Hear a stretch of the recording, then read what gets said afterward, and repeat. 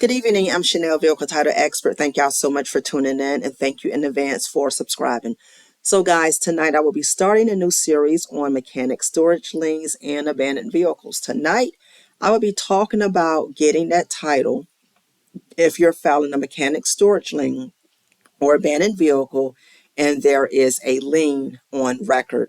It is possible, okay, but there are some things you would want to look at regarding the process, okay? Because if not, if you don't observe these items, then it makes the process a little bit more challenging for you. So you really want to keep these in mind, okay? Now, if there is a lien, the first thing you will want to do is make sure you notify the lien holder within a certain amount of time. Very important. Okay.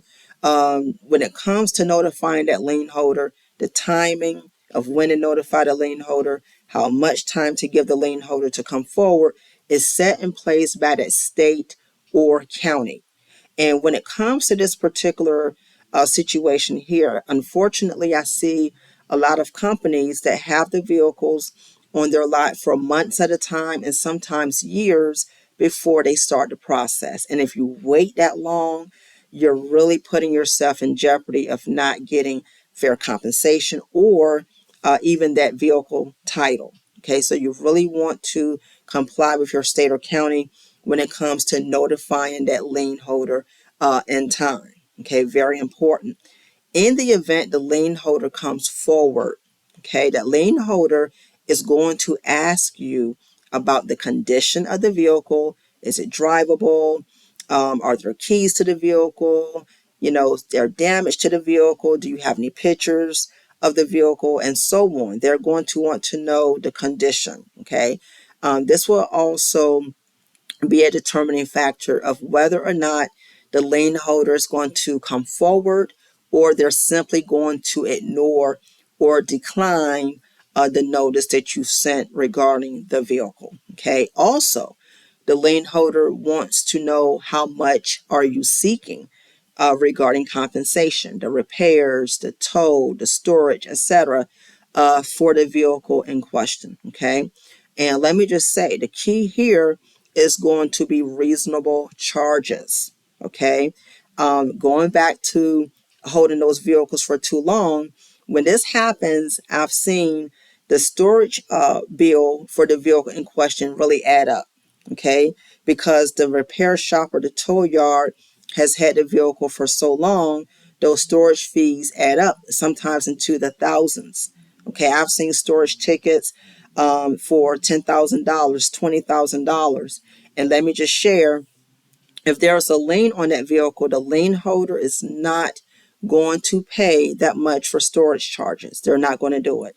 And when it comes to these charges, the states and or the county in question, they have statutes in place for the lien holder that allows them to pay reasonable charges. And this is the factor here, reasonable. So make sure your repair tickets, your tow tickets, storage tickets as such are reasonable, and that everything is basically going to be fair.